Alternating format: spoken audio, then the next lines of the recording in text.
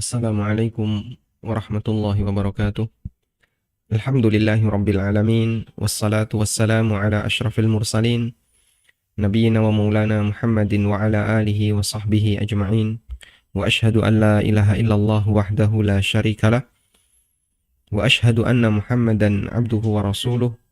Sallallahu alaihi wa ala alihi wa sahbihi wa sallama tasliman katsira. Thumma amma ba'd.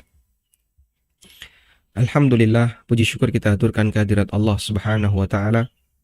Di kesempatan pagi hari ini kembali kita lanjutkan kajian kita dengan membaca buku Sifat Wudu Nabi sallallahu alaihi wasallam.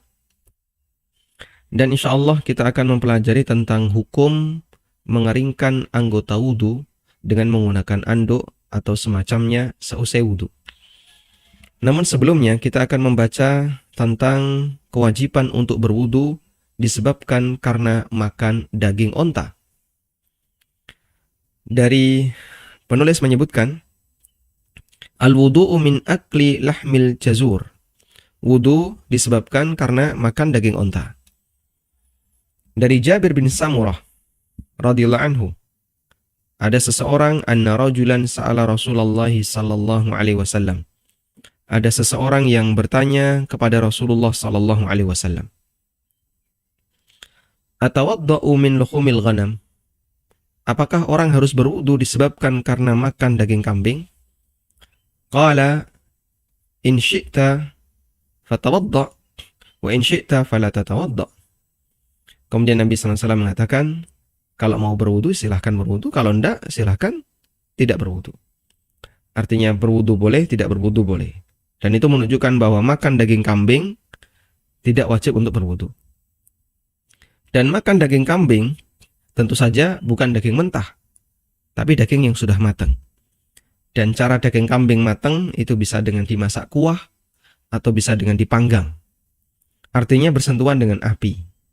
Maka ini menunjukkan bahwa memakan daging yang bersentuhan dengan api, mau berwudu boleh, tidak berwudu boleh, artinya tidak termasuk di antara pembatal wudu. Qala, kemudian orang ini bertanya lagi, atawadda'u min luhumil ibil?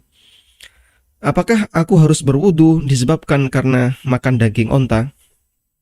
Qala, kemudian Nabi SAW mengatakan, na'am, iya. Fatawadda' min luhumil ibil. Lakukanlah wudu disebabkan karena makan daging onta. Qala, usalliya fi marabidil ghanam? Bolehkah usalli fi marabidil ghanam? Bolehkah saya salat di kandang kambing? Qala, na'am. Nabi SAW mengatakan, silahkan. Sehingga boleh sholat di kandang kambing. Dan ketika sholat di kandang kambing, berarti otomatis akan terkena dengan kotoran kambing. Terkena atau mungkin bagian dari tanahnya, di situ ada kotoran-kotoran kambing, pernah dikencingi oleh kambing. Dan itu menunjukkan bahwasanya kotoran kambing tidak najis. Karena marabidul ghanam, tidak mungkin di situ tidak ada kotoran kambing. Pak, mungkin kambingnya rapi ketika buang air ya, sehingga dia hanya berada di posisi sudut. Tidak ada seperti itu. Namanya kambing kita tahu sendiri. Dia ketika buang air, ketika beol, ya, di mana dia? Ya terserah dia. Namun ketika diperbolehkan untuk sholat di kandang kambing, menunjukkan bahwasanya tidak jadi masalah ketika orang berada di kandang kambing, dia terkena kotoran kambing, dan dia sholat di situ. Qala, kemudian orang ini bertanya lagi, usolli fi mabarikil al-ibil? Apakah saya boleh sholat di tempat menderumnya onta? Qala, la. Kata Nabi SAW, jangan. Nggak boleh. Taib. Kita lihat di footnote, hadisnya riwayat Muslim. Sehingga hadis ini menunjukkan bahwasanya sholat di kandang onta hukumnya tidak diperbolehkan. Sama-sama kandang kambing dan kandang onta, tapi kandang kambing boleh dipakai sholat, sedangkan kandang onta tidak boleh dipakai sholat. Nah, sekarang kita akan lihat hikmahnya. Apa hikmah ketika orang itu makan daging onta, statusnya membatalkan wudu, sedangkan makan daging kambing tidak membatalkan wudu? Nah, bisa kita lihat transition dulu ya.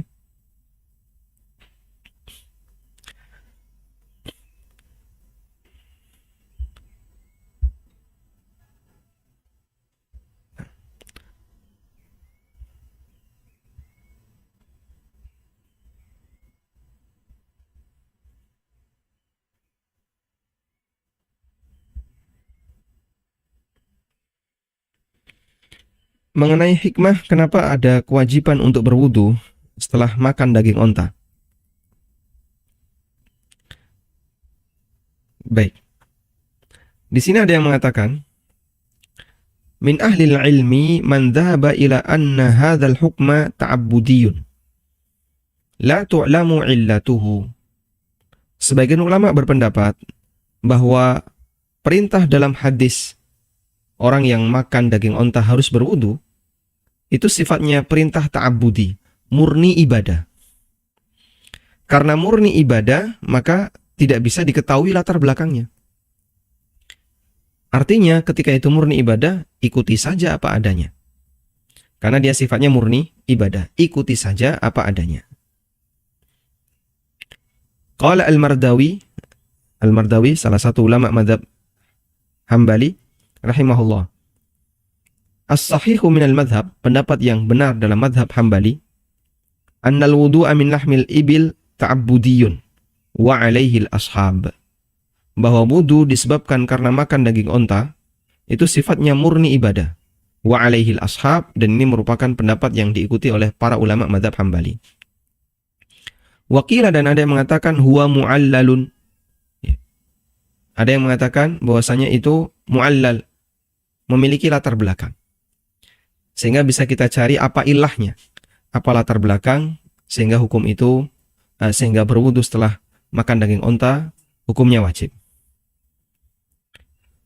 Kemudian kita sebutkan di sini, wa man dhahaba ila annal hikama mu'allalun minal ulama, annal hukma mu'allalun minal ulama. Dan ada yang berpendapat bahwa makan daging onta pembatal wudu itu memiliki ilah, memiliki latar belakang. Berikut kesimpulannya. Pertama, annal ibil fiha tabi'atu syaitaniyah. Dalam onta fiha tabi'atun syaitaniyah, ada tabiat setan. Faman akala minha awrathahu dzalika quwwatan syaitaniyah. Siapa yang makan daging onta, maka akan mendapatkan pengaruh kekuatan setan. Fa syuri'al wudu'u li idhabi hadzal quwwah. Maka pengaruh dari kekuatan setan itu dihilangkan dengan cara disyariatkan berwudu. Dari Al-Barra bin Azib radhiyallahu anhu, Rasulullah sallallahu alaihi wasallam pernah ditanya tentang salat fi mabarikil ibil, di tempat menderumnya onta. Faqala, lalu beliau mengatakan, la tusallu fi mabarikil ibil. Jangan salat di tempat menderumnya onta. Fa innaha minasyayatin, karena onta itu dari setan. Dalam lafadz Ibnu Majah ada keterangan fa innaha khuliqat minasyayatin, karena onta itu diciptakan dari setan. Baik. Berarti onta itu setan, Pak. Onta tidak setan. Onta tetap binatang onta. Cuman dia punya hubungan kedekatan dengan karakter setan. Sehingga biar ketika orang itu makan, karakter itu tidak melekat pada dirinya, maka dia dihilangkan dengan cara berwudu.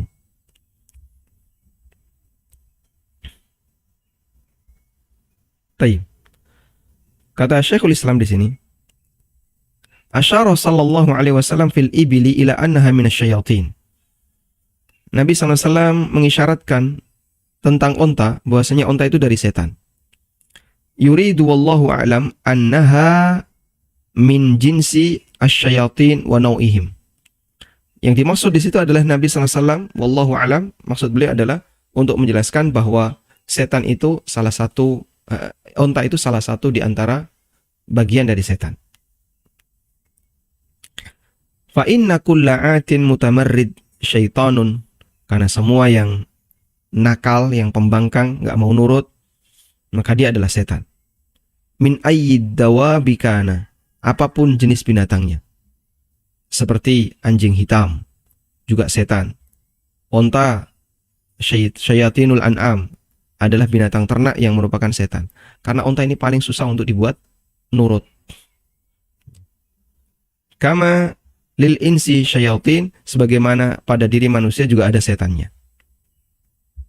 Fala'allal insana idza akala lahmal ibil, karena itu bisa jadi ketika manusia itu makan daging onta, awrathathu nafaran syummasan wahalan syabihan bihalis syaitan. Maka bisa jadi akan memberikan pengaruh buruk, di mana membuat dia itu nggak bisa tenang, nggak bisa diem, ya. Suka lari-lari kemana-mana, nggak tenang. Dan ada beberapa keadaan yang itu mirip seperti kondisinya setan. Maka dihilangkan dengan cara wudhu. Wallahu a'lam. Ini latar belakang kenapa Nabi SAW memerintahkan agar berwudhu ketika orang itu makan daging onta, tapi tidak diperintahkan untuk berwudhu ketika orang makan daging kambing. Tayyib.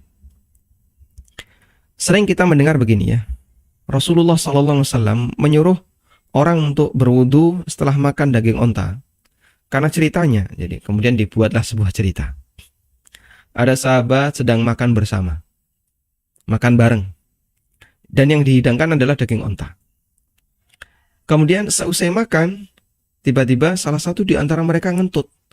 Yang ngentutnya itu membuat satu forum tadi mencium bau yang gak sedap. Akhirnya semuanya saling curiga. Semuanya saling curiga. Ceritanya kayak gitu ya. Kemudian ketika masuk waktu sholat, Nabi SAW perintahkan agar semuanya berwudu dalam rangka menghilangkan kecurigaan. Biar tidak ada yang dituduh macam-macam. Berarti nanti ketika waktu sholat, siapa yang wudu? Nah, itu yang ngentut. Untuk menghilangkan kecurigaan itu, Rasulullah SAW perintahkan semuanya wudu. Wallahu a'lam. Cerita ini asal-usulnya dari mana saya tidak tahu. Dan kalau kita perhatikan dari dalil, kenapa Nabi SAW perintahkan untuk berwudu seusai makan daging onta adalah hadis Jabir bin Samurah yang tadi kita baca. Dan apa hikmah makan daging onta itu pembatal wudu? Tadi sudah disebutkan, ada dua pendekatan ulama. Ada yang mengatakan itu murni ibadah. Jadi nggak usah ditanya. Apa hikmahnya? Ikuti saja. Sama sebagaimana ngentut misalnya. Kenapa sih ngentut kok membatalkan wudu? Kan entut itu nggak najis. Entut itu najis nggak? Kalau ngentut najis nanti celananya gonta-ganti terus setiap kali ngentutnya. Entut itu nggak najis. Betul. Lah terus kenapa batal wudu? Ya perintahnya kayak gitu, mau gimana lagi? Andai kan Allah membuat aturan ngentut tidak batal wudu, ya nggak batal wudu. Allah buat aturan ngentut batal wudu. Perintahnya seperti itu. Berarti ngentut batal wudu. Meskipun kentutnya kecil misalnya. Baik. Sehingga kalau itu sifatnya ta'abbudi, ikuti saja aturan yang ada, nggak usah dipikirkan latar belakangnya. Pendekatan yang kedua, ini ada latar belakangnya. Apa latar belakangnya? Onta itu adalah binatang yang punya karakter seperti karakternya setan. Nggak mau diam, bangkang, nakal, nggak mau nurut. Maka orang yang makan daging onta, untuk menghilangkan pengaruh buruk dari keberadaan suasana panas syaitaniyah al-an'am, setannya binatang ternak ini, agar hilang, disyariatkanlah berwudu. Dan ini pendekatan sebagian ulama yang mereka berpendapat bahwa makan daging onta wajib untuk berwudu. Wallahu a'lam. Semoga bisa dipahami dengan baik. Tayyib, selanjutnya kita akan membaca tentang tanshiful a'dha ba'dal taharah, mengeringkan anggota wudu atau anggota badan setelah bersuci. Bisa setelah bersuci ini maknanya adalah setelah wudu, bisa juga setelah mandi. Baik, kita baca di sini. Dhahaba ila ibahatihi duna tafriqah duna tafarruqati bainal ghusli wal wudu. Utsman ibn Affan wal Hasan bin Ali wa Anas bin Malik wal Hasan al-Basri wa Ibnu Sirin. Ada beberapa ulama yang berpendapat boleh mengeringkan anggota wudu atau anggota badan tanpa membedakan apakah itu mandi junub ataukah wudu. Di antara yang berpendapat demikian adalah Utsman bin Affan, Hasan bin Ali radhiyallahu anhuma, Anas bin Malik. Kemudian juga di antara yang berpendapat itu dari kalangan tabi'in, Hasan al-Basri, Muhammad bin Sirin, Al-Qamah, Al-Aswad, Masruq, Ad-Dhahhak, Abdullah bin Harith. Kemudian ini adalah pendapatnya Abu Ya'la, Abul Ahwas, Asy-Sya'bi, dan ini ada deretan nama yang lainnya, Sufyan Ats-Tsauri, Ishaq bin Rahuya. Dan ini merupakan pendapat yang diriwayatkan dari Ibnu Umar. Wa ilaihi dzahaba Abu Hanifah, dan ini pendapat Abu Hanifah, Imam Malik, Imam Ahmad, wa wajhun lisy-Syafi'iyah, dan salah satu pendapat dalam mazhab Syafi'iyah. Wal hujjatu lahum ma ruwiya an Aisyah. Dalilnya adalah hadis yang diriwayatkan dari Aisyah. Qalat, di mana Aisyah mengatakan, kana li Rasulillah sallallahu alaihi wasallam khirqatun yanshifu biha ba'dal wudu. Nabi SAW itu punya anduk kecil. Nabi SAW punya anduk kecil yang beliau gunakan untuk mengeringkan anggota wudu setiap kali selesai wudu. Ya, bahasa kita seperti anduk olahraga itu ya. Sehingga selesai wudu beliau keringkan, selesai wudu beliau keringkan. Hadis riwayat Tirmidzi, tapi dinilai dhaif oleh Tirmidzi. Hanya saja Al-Aini menyebutkan bahwa An-Nasa'i meriwayatkan dalam kitab Al-Kuna dengan sanad sahih, dan qultu, aku sampaikan, lahu syawahid, ada banyak riwayat yang lain yang mendukung, ya'tadidu biha, yang bisa saling menguatkan. Tayyib, nukila min fiqhil Imam Sa'id wa hassan al-haditha al-Albani. Hadis ini dihasankan oleh Syekh-Albani. Sehingga kalau hadis ini statusnya sahih, berarti bagian dari sunnah adalah orang menyediakan anduk atau apapun yang digunakan untuk mengeringkan anggota wudu pasca wudu, sebagaimana yang rutin dilakukan oleh Nabi Sallallahu Alaihi Wasallam. Baik. Dan di sini kita cantumkan keterangan yang pernah disampaikan oleh Ibnu Qudamah dalam Al-Mughni. Ibnu Qudamah rahimahullah dalam Al-Mughni pernah mengatakan, la ba'sa bitanshifi a'dha'ihi, tidak masalah mengeringkan anggota wudu, bil mindil, dengan menggunakan anduk, min balalil wudu'i wal ghusli, dari kondisi basah selesai wudu dan mandi. Wa huwal manqul, dan ini adalah pendapat yang dinukil dari, ya, kemudian beliau sebutkan dari Imam Ahmad. Wa qad ruwiya akhdhul mindil ba'dal wudu, dan diriwayatkan ada orang yang menggunakan tisu setelah wudu, di antaranya adalah dari Utsman, dari Hasan bin Ali, dari Anas bin Malik. Wa katsirin min ahli ilmi, dan banyak ulama berpendapat demikian. Wa huwal ashahhu, dan ini pendapat yang lebih kuat. Li'anna al-asla al-ibaha, karena hukum asalnya itu boleh. Karena hukum asal diperbolehkan. Baik.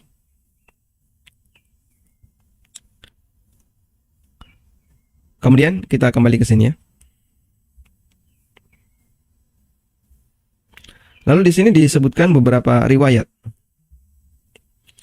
Maruya an Salman, kemudian riwayat berikutnya adalah dari Salman Al-Farisi, bahwasanya Nabi sallallahu alaihi wasallam tawaddu'a, beliau berwudu, faqallaba jubbata sufin kanat alaihi, kemudian beliau membalik jubah yang beliau pakai, jubah kain wol yang beliau pakai. Famasaha biha wajhahu, lalu beliau gunakan untuk mengusap wajahnya. Sehingga di posisi ketika Nabi SAW tidak punya anduk, dalam hadis dari Salman Al-Farisi radhiyallahu anhu, beliau membalik jubahnya kemudian dipakai untuk mengusap mukanya. Wa dhahaba akharun, dan ulama yang lain berpendapat bahwa makruh mengeringkan anggota wudu. Mereka berhujjah, berdalil dengan hadis dari Maimunah bintul Harith, istri Nabi SAW, yang juga bibinya Ibnu Abbas radhiyallahu anha. Wa qad wasafat ghaslan Nabi SAW, Maimunah bercerita tentang bagaimana Nabi SAW mandi junub. Diceritakan dari awal sampai akhir. Lalu selesai mandi, kata Maimunah, "Tsumma ataituhu bil mindil faraddahu." Kemudian aku bawakan untuk Nabi sallallahu alaihi wasallam al-mindil, dibawakan anduk. Faraddahu, tapi Nabi sallallahu alaihi wasallam tidak mau. Wa yakana yanshifu biyadaihi, dan beliau mengeringkan dengan menggunakan tangannya. Jadi diska pakai tangan. Diska pakai tangan. Beliau selesai mandi junub itu tidak diandui badannya, tapi beliau ska dengan menggunakan tangan. Wal muradu bil karahati karahatu tanzihin la karahatu tahrim. Dan makruh di sini adalah makruh yang tidak sampai pada derajat haram. Sehingga pendapat yang kedua ini menyebutkan bahwa hadis Maimunah itu dalil makruh untuk membersihkan atau untuk mengeringkan anggota wudu dengan menggunakan anduk. Karena Nabi SAW seusai mandi, beliau tidak keringkan dengan menggunakan anduk. Nah, baik. Dan ada keterangan yang disampaikan oleh Imam Ibnu Utsaimin. Syekh Ibnu Utsaimin rahimahullah pernah ditanya tentang hukmu tansyifi a'dha'il wudu, hukum mengeringkan anggota wudu. Fa'ajaba, lalu beliau memberikan jawaban. Tansyiful a'dha'i la ba'sa bihi, mengeringkan anggota wudu enggak masalah. Li'anna al-asla adamul man'i, karena hukum asalnya tidak dilarang. Wal aslu fi ma'adal ibadat, dan hukum asal untuk selain kegiatan ibadah, baik berupa akad maupun perbuatan sehari-hari, wal a'yan atau benda-benda tertentu, hukum asalnya adalah al-hillu wal ibaha. Hukum asalnya adalah halal dan mubah. Hatta yakuda dalilun alal man'i, sampai ada dalil yang melarangnya. Nah, kemudian di sini. Fa in qala qail, jika ada orang yang mengatakan, bagaimana jawaban Anda dengan hadis Maimunah radhiyallahu anha? Hinama dzakarat, ketika Maimunah bercerita bahwa Nabi SAW mandi, kemudian selesai mandi, kata Maimunah, fa'ataituhu bil mindil, aku pun membawakan kepada beliau anduk, faraddahu, lalu Nabi SAW menolaknya, tidak mau menerima. Wa ja'ala yanfudul ma'a biyadihi, dan beliau keringkan air itu dengan menggunakan tangannya, diseka. Fal jawab, maka jawabannya adalah anna hadzal fi'la minan nabi sallallahu alaihi wasallam. Perbuatan yang dilakukan Nabi sallallahu alaihi wasallam dalam hal ini adalah qadiyatu ainin, sifatnya kasuistik. Qadiyatu ainin, sifatnya kasuistik.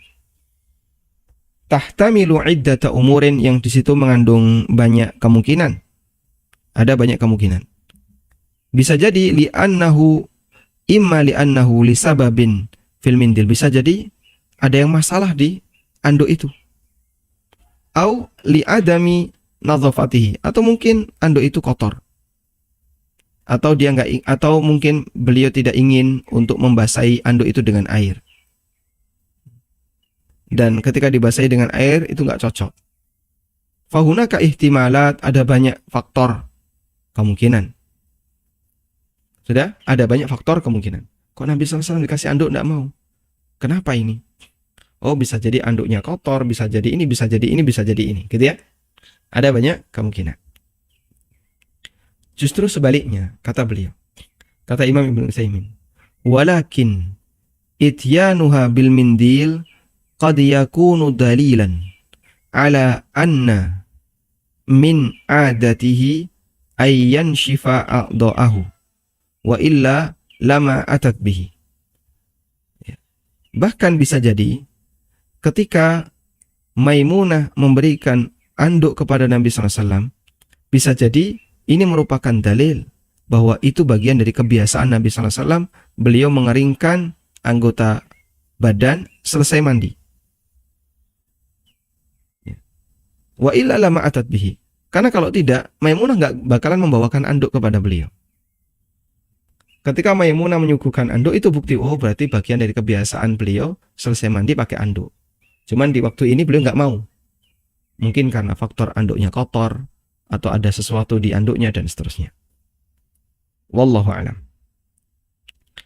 Khulasatul qaul, kesimpulannya adalah anna tanshifal a'dha' minal af'alil mustahabbah, bahwa mengeringkan anggota wudu termasuk sesuatu yang dianjurkan. Sebagaimana dalam hadis yang disebutkan dalam hadis yang sahih dari Aisyah radhiyallahu anha yang tadi kita bahas. Adapun pendapat yang mengatakan makruh, maka ini tidak diterima li'anna qaula Maimunah faraddahu la yufidul karaha. Karena keterangan Maimunah bahwa Nabi SAW tidak mau diberi anduk, ini tidaklah menunjukkan kalau itu makruh menggunakan anduk seusai mandi atau berwudu.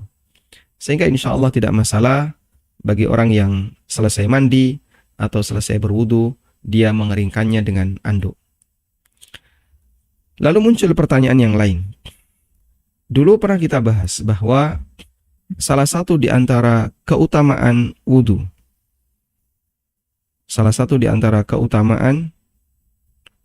wudu, adalah apa?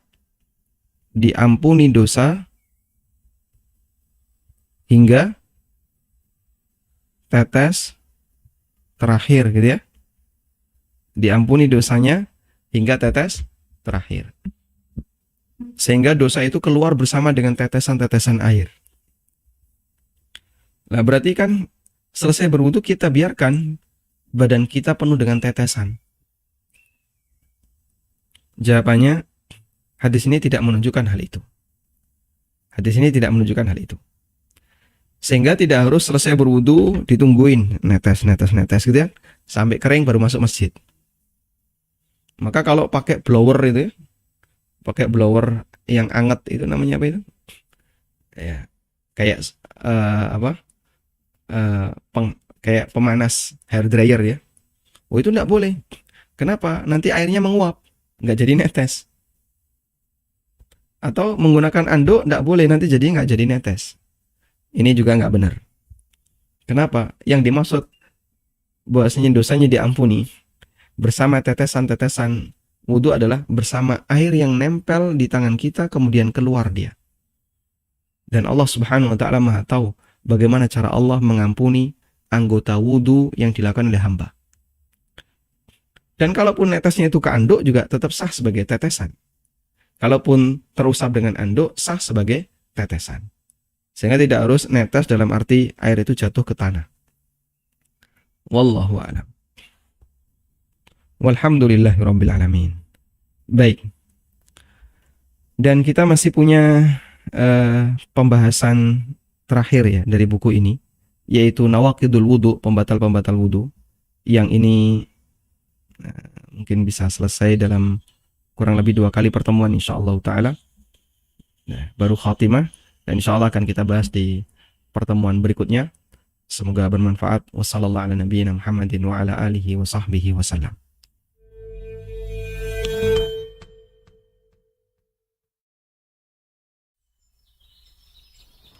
Assalamualaikum. Waalaikumsalam. Pietro, sehat? Alhamdulillah. Masya Allah.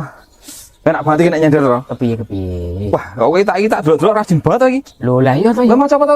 Iki lho maca buku ilmu waris. Oh, Tro. Kowe berarti wis maca to, Tro? Aku tak tahu lho. Nek misale menunda-nunda pembagian waris iki to. Neng kene wis dibahas jelas lho. Piye? Makane. Ha mbok yo kowe iki ngedongke aku. Lah, aku nek tak dongke malah kesuwen wektune. Tur ya engko ya urung kara langsung dong. Makane iki lek mangkat tuku buku iki wae. Neng ndi tuku ning ndi? Gampang saiki iki. Nang ANB Store lho. Iso nela, Tro? Ya iso, tinggal klik anbstore.id kok wis gampang gampang, berarti gampang. Selek tuku wae. Aku tak tuku. Aku mbane jelaske kesuwen kan. Wis tak mangkat. Assalamualaikum. Waalaikumsalam warahmatullahi. Assalamualaikum Bang. Waalaikumsalam warahmatullahi. Kayak ngopo? Ayo sinau to yo. Lah ngopo menan ra sinau iki? Ya, Kepiye ning ngopo? Kebeneran. Antum kan koncone satami. Wah ya cetro. Kepiye? Aku iki meh teko nek ono ya umpamane iki umpama nek ono wong duwe anak loro. Yo. Sing siji berbakti, sing siji durhaka. Nah, umpamane wong iki mati, njuk warisane nek sing berbakti iki luwih akeh, piye, Bang? Ning kene iki dibahas. Lho, Ono ono ya ning ngene. iki ono buku pengantar waris ning kene iki ono kabeh. Mula kowe tuku wae. Tukune ning ndi? Ayo gampang to ya saiki ning ANB Store. Wis kono lek mangkat tuku wae. Siap. Masalah rampung wis nang kene ono Ono kabeh ya? kabeh. Wis, gak tuku ono wae saiki. Tuh online apa? Online iso, wis Iso, gampang nek saiki iki. Siap. Wis sik diatasi ono Saiki. masalah. Lah iya to ya. Assalamualaikum. Waalaikumsalam warahmatullahi. Assalamualaikum Mas Mitro. Waalaikumsalam warahmatullahi. Wah, maca buku. Masya Allah, ilmu waris. Pas iki. Nak masalah gono gini iki penjelasannya piye? Sing tenang. Sesuai sing tak waca. Iki lho, neng bukune Ustadz Ami pengantar ilmu waris. Lho, masalah gono gini. Ono nang kene iki. Tukune nang ndi? Neng ANB Store. Online iso. Iso, tinggal klik anbstore.id. Siap. Monggo. Assalamualaikum. Waalaikumsalam. Assalamualaikum Mas Mitra. Waalaikumsalam. Baca buku apa Mas? Buku pengantar ilmu waris, Mas. Masya Allah. Boleh pinjem nggak Mas? Pinjem gimana? Wong saya baru belajar kok dipinjem. Beli sendiri aja, Mas. Di mana Mas? Gampang, beli di ANB Store. Oh, yang online. Online bisa. Tinggal klik anbstore.id. Masya Allah. Oke Mas, siap. Silakan beli aja. Oke, Assalamualaikum. Waalaikumsalam warahmatullahi. Assalamualaikum Bang. Waalaikumsalam. Yes, dino iki ya ngopo meneh iki meng arep tekan-tekon masalah warisan iki mesti iki. Ada apa Bang? Wih, Start. Nggih. ANB Store, Start. Investor. ANB Store. Siap. ANB Store ya, Start ya? Ya siap. Assalamualaikum. Waalaikumsalam. Weh, iki kira bukune Ustadz Ami to. Lah kok malah Ustadz tak kon tuku bukune dhewe iki. Waduh, wis luput meneh cah. Dapatkan buku pengantar ilmu waris karya Ustadz Aminur Bait. Untuk pemesanan, hubungi ANB Store di nomor WhatsApp 0812 7111 1241 atau klik di www.anbstore.id. Ayo, segera dapatkan bukunya agar harta pustaka tidak menjadi sumber petaka. Jazakumullah khairan. Baik. Silakan bagi Anda yang mau bergabung. Baik, silakan, Pak. Dalam mencapai sunnah itu melalui atau ya yang tahu Ustaz untuk Mohon maaf Bapak, suara Bapak putus-putus. Kami tidak bisa mendengar dengan jelas. Mungkin bisa pindah ke posisi yang sinyalnya lebih bagus. ya yang mendengar. Putus-putus Bapak. Jelas nggak tadi pertanyaannya? Assalamualaikum. Waalaikumsalam warahmatullahi. Baik, ini lebih jelas. Coba. Berwudu dengan Berwudu dengan gayung memakai gayung atau keran gayung akan atau keran. Mm-mm. Berwudu dengan gayung atau keran. Selanjutnya, atau dengan wadah dengan cara dikawin Mm-mm. yang lebih sunnah. Yang lebih sesuai sunnah. Iya. Demikian. Assalamualaikum warahmatullahi wabarakatuh. Waalaikumsalam warahmatullahi wabarakatuh. Masya Allah ya. Baik. Mana yang lebih sesuai sunnah? Berwudu dengan menggunakan gayung ataukah dengan menggunakan keran? Wallahu alam, saya tidak punya keterangan dari para ulama tentang masalah ini. Karena seperti yang kita pahami, mungkin di zaman Nabi Sallallahu Alaihi Wasallam, kalau di zaman Nabi Sallallahu Alaihi Wasallam mereka dominan wudu dengan menggunakan wadah, dengan menggunakan gayung atau dengan menggunakan wadah bejana. Dan wallahu alam bisa jadi di zaman beliau keran itu bukan sesuatu yang ma'ruf, sehingga jarang orang berwudu dengan menggunakan keran. Ya meskipun, tapi Pak, namanya teknologi padasan itu kan dari dulu sudah ada. Ya meskipun kemungkinan itu ada, cuman kita tidak tahu detailnya seperti apa. Wa ala kullin, kesimpulannya wallahu alam, mana yang lebih sesuai sunnah? Kalau yang lebih sesuai sunnah, insya Allah dua-duanya nggak masalah. Insya Allah dua-duanya lebih sesuai sunnah. Karena yang penting adalah tata caranya, bukan medianya. Yang penting itu tata caranya, bukan medianya. Sehingga mau pakai wadah, mau pakai keran, ini kan sifatnya media. Selama tata caranya benar, maka wudhunya sesuai sunnah. Begitu. Yang penting ketika pakai keran harus hemat. Sebagaimana ketika pakai wadah juga harus hemat. Cuman umumnya di Indonesia, wudhu dengan menggunakan keran itu cenderung boros. Kok bisa? Nah, itu kerannya dipolke ya. Kerannya ketika dibuka pol-polan. Dan karena tandonya berada di atas penuh, air yang keluar itu gede. Kadang kan sampai keluar air dalam jumlah banyak itu ya. Dan itu kenceng. Nah, yang kayak gini enggak boleh. Seharusnya dibuat kecil, ditutup separuh. Ya, buat kecil. Dan kita biasakan bapak-bapak atau ibu-ibu yang berwudu, tolong ketika kerannya terlalu besar, tutup separuh. Buat lebih kecil. Kadang ada keran udah dibuka, dia masih ngobrol dulu sama temennya. Dia lepas-lepas jam tangan, lepas-lepas baju, keran udah dibuka. Dan dulu pernah kita ceritakan, saya pernah mematikan keran. Dia seorang guru kayaknya. Dia guru ASN, kayak dilihat dari seragamnya. Ketika wudhu di masjid, dia buka itu keran, ngobrol dulu sama temennya. Akhirnya tak tutup.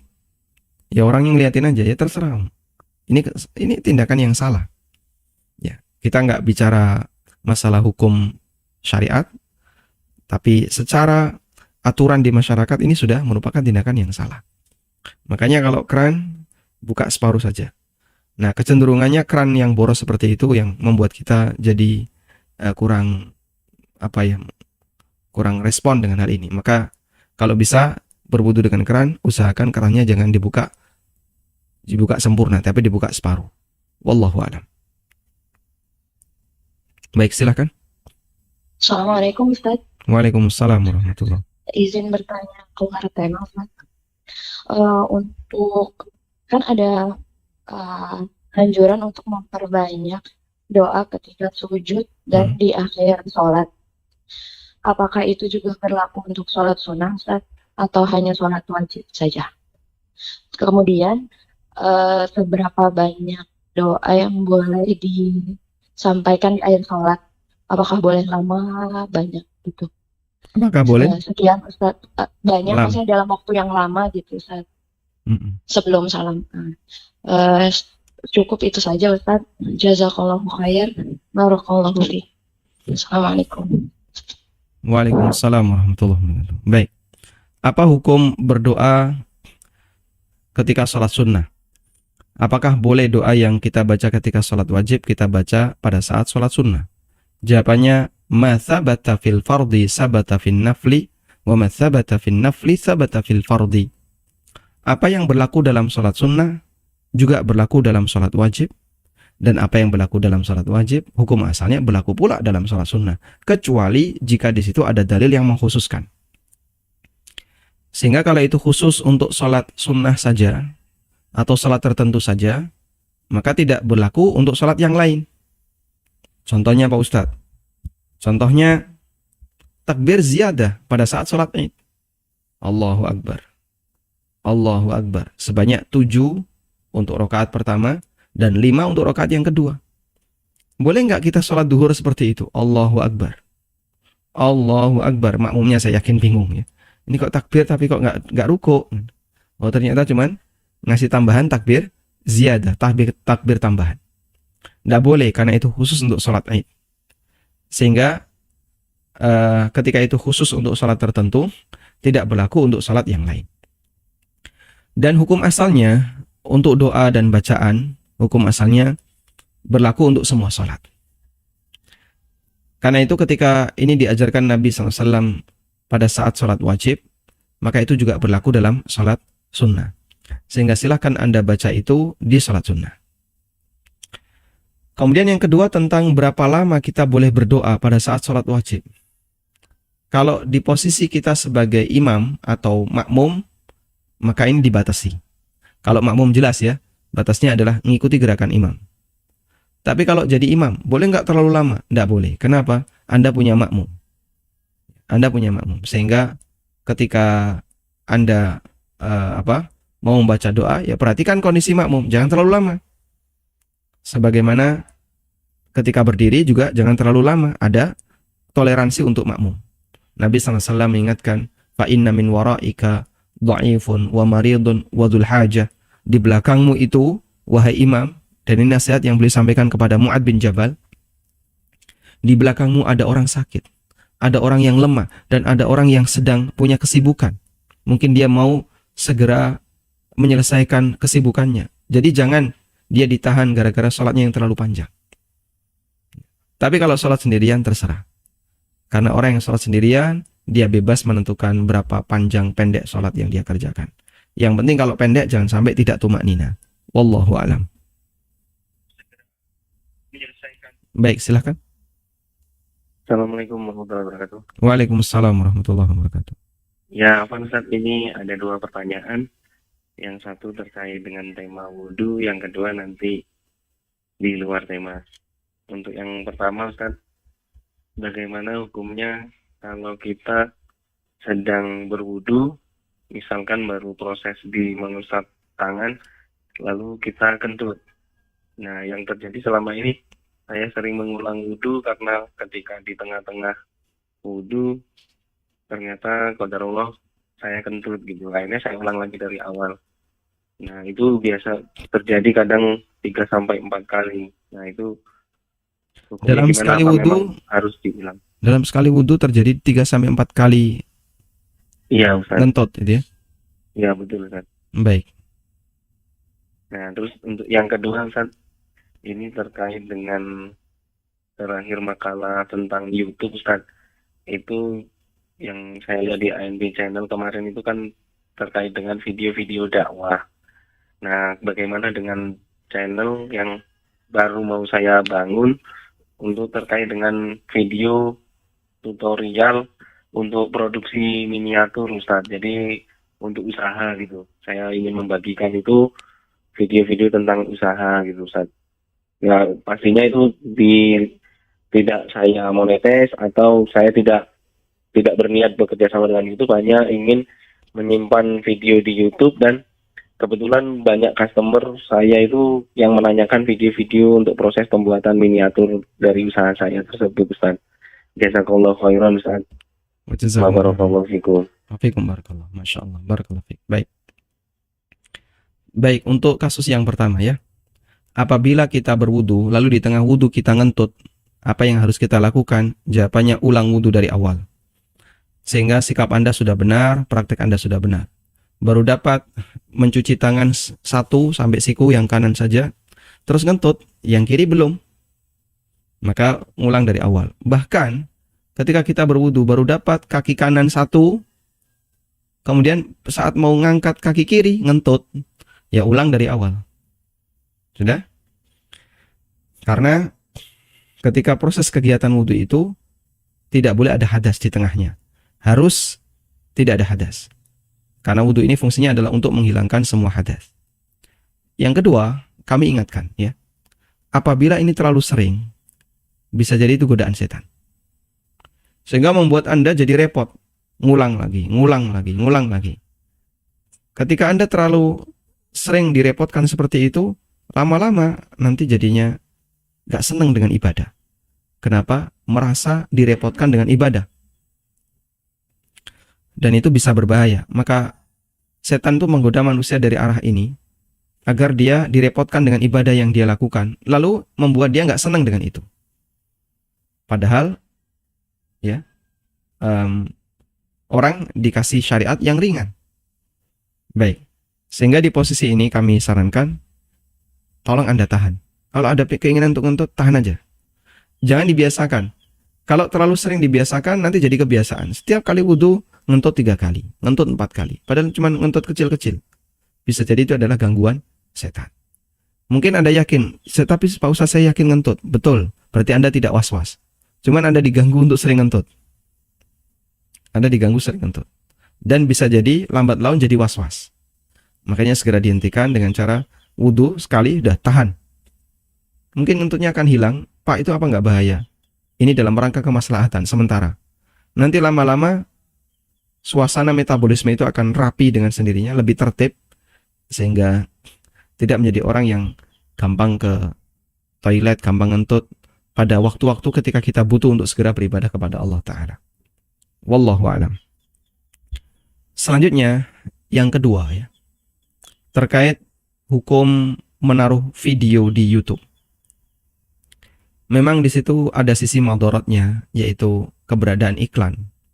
Tapi yang kita pahami, tidak semua iklan di YouTube bermasalah, meskipun dominan bermasalah.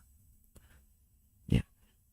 Apa ada iklan yang sama sekali tidak ada musiknya, tidak ada gambar wanita? Beberapa kali saya menjumpai. Banyak lembaga-lembaga sosial di luar negeri ya, yang mereka menawarkan wakaf untuk brother and sister yang mau wakaf. Di sini akan dibuat gedung A, gedung B, Islamic Center dan yang lainnya. Jadi di iklan itu sama sekali tidak menampilkan aurat, tidak menampilkan wanita, tidak ada musik, tidak ada hal-hal yang bermasalah lainnya. Murni sifatnya iklan wakaf. Dan juga di Indonesia ada banyak iklan wakaf Quran. Sekarang mulai bermunculan. Nah, iklan-iklan seperti ini insya Allah tidak ada sisi madaratnya, tidak ada sisi sisi maksiatnya. Namun iklan ini kan belum dominan. Iklan seperti ini belum dominan. Yang lebih dominan iklan belanja, ya. Marketplace itu banyak. Nah, kalaupun dominan seperti itu, biasanya isi iklannya yang nggak beres. Terus boleh nggak kita tetap berada di situ?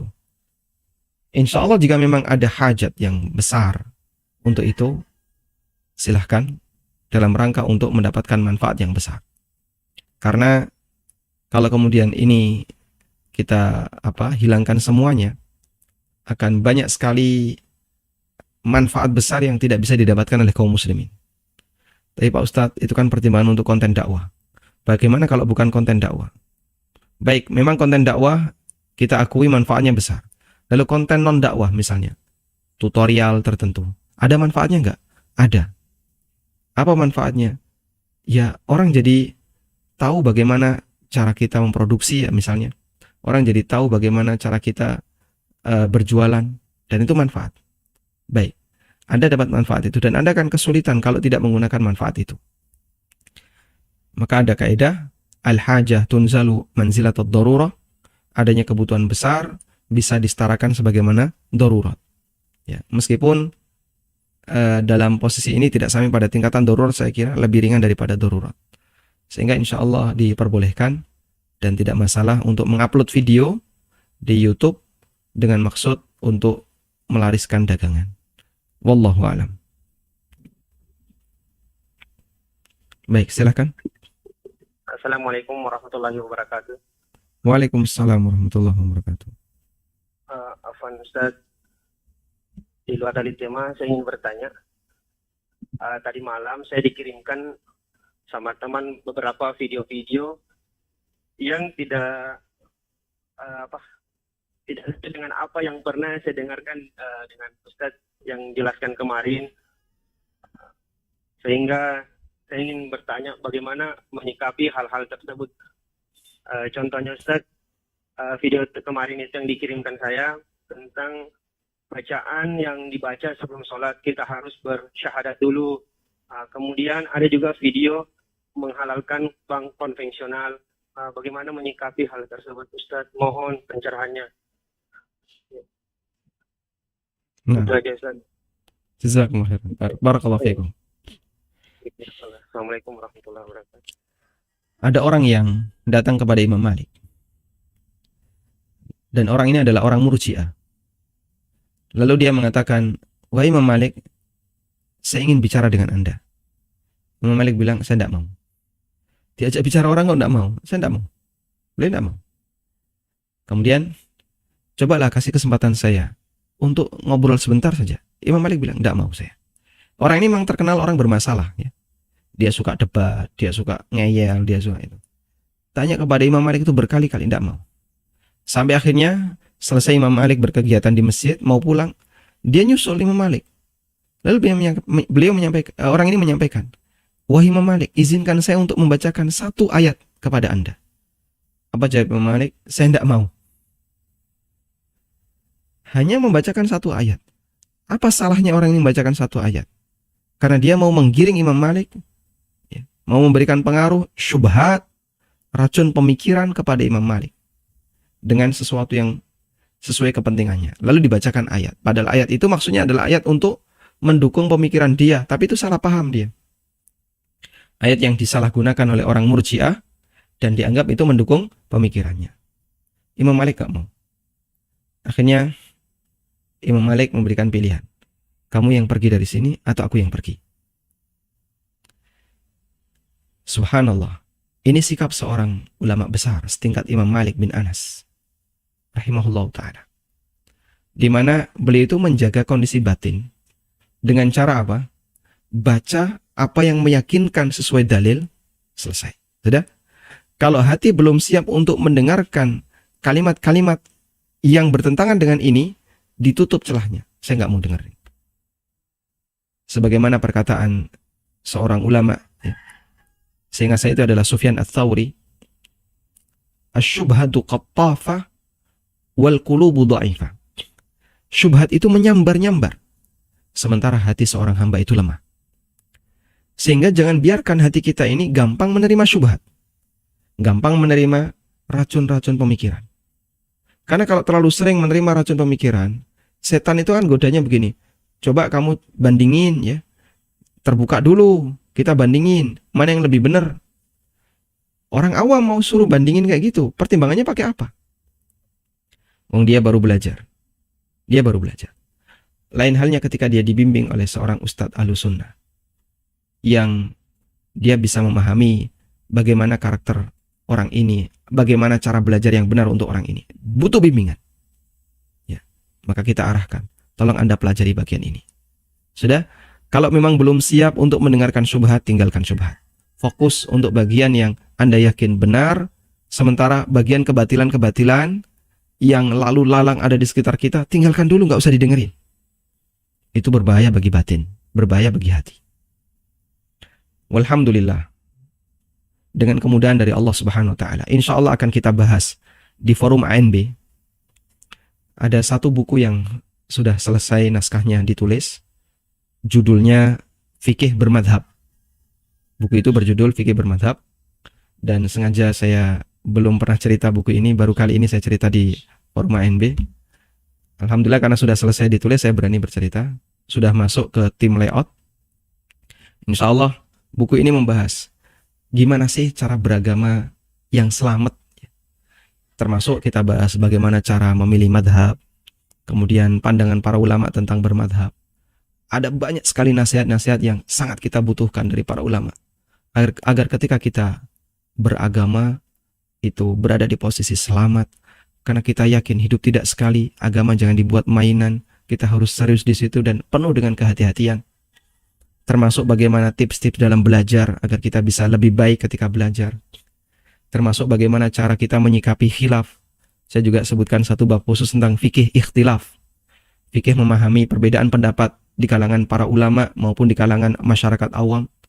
Bagaimana ketika kita menjadi orang yang taklid. Lalu adab-adab yang perlu kita lakukan saat kita meminta fatwa. Termasuk bagaimana menyikapi logika. Seperti apa sih hubungan antara logika dengan syariat. Kemudian juga bagaimana menyikapi kebiasaan yang ada di masyarakat. Agar kebiasaan tidak disetarakan seperti agama. Agar budaya tidak disetarakan sebagaimana agama. Insya Allah semoga bisa terbit. Dan kita bisa bahas di forum ini insya Allah ta'ala. Wallahu a'lam. Baik, mungkin demikian yang bisa kita bahas. Semoga bermanfaat. Wassallallahu ala nabiyyina Muhammadin wa ala alihi wa sahbihi wa sallam. Wa akhiru da'wana anilhamdulillahi rabbil alamin. Subhanakallahumma wa bihamdika. Asyhadu an la ilaha illa anta astaghfiruka wa atubu ilaik. Wassalamualaikum warahmatullahi wabarakatuh.